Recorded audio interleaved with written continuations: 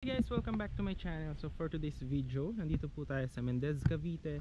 And nandito tayo sa Barangay Road. Ayan po, nagmotor po tayo dito. So meron po tayo dito property na pre-selling po siya. And i-develop po, dito po yung magiging concrete road. Ayan. So yan po siya, nakita nyo. So last 3 lots na lang po, 300 square meter yung cut.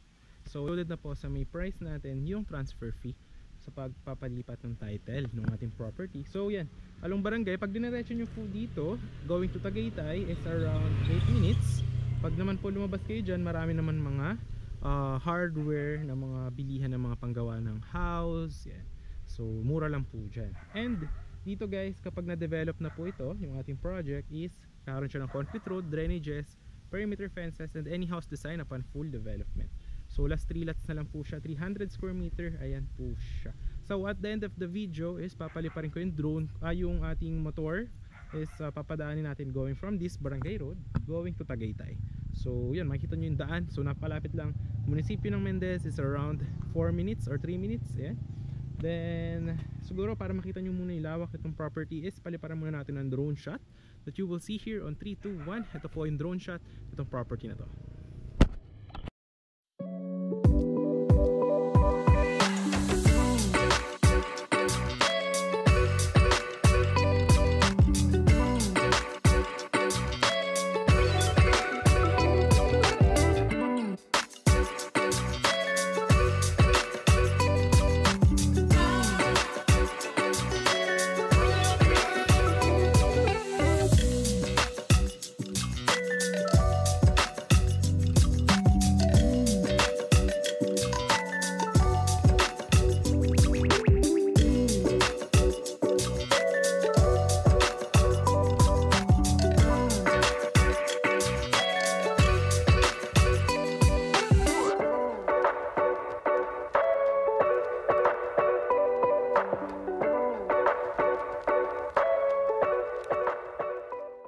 So yun guys, nakita nyo naman yung drone shot. So napakaganda po ng property na to. And at the same time is malamig po siya dahil yung kanyang above sea level is around 450 to 480 meters.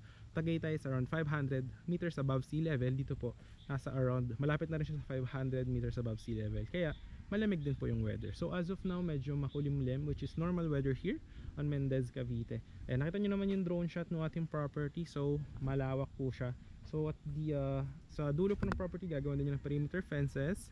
Here, gagawan din yan ng concrete road. Then there will be entrance guardhouse for the security of property for the future.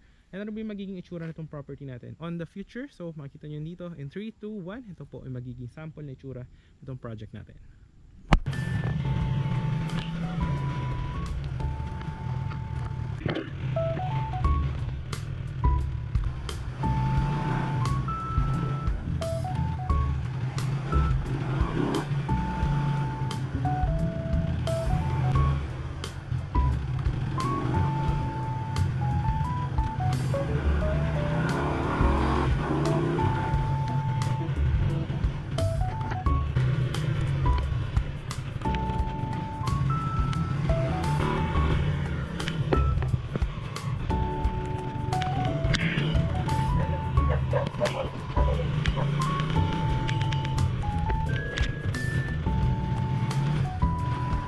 Yes, ito yung isa sa inikutan natin na katabi lang nung project natin na bagong open.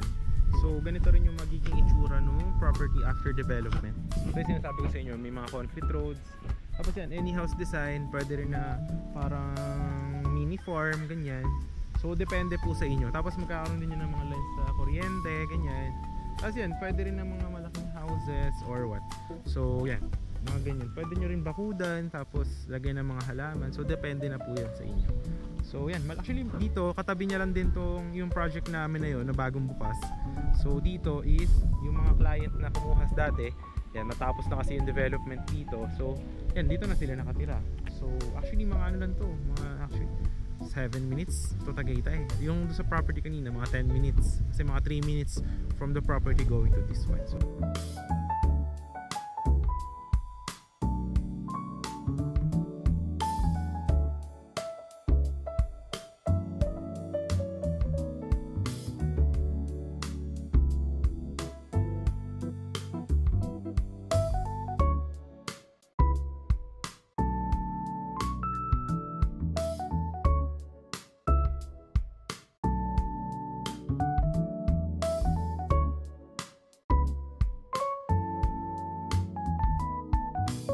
yung sample na maging itsura natin. So sa future, kapag na-develop na siya, there will be lines for electricity, water, and kahit ano pong design ng house, pwede po siya.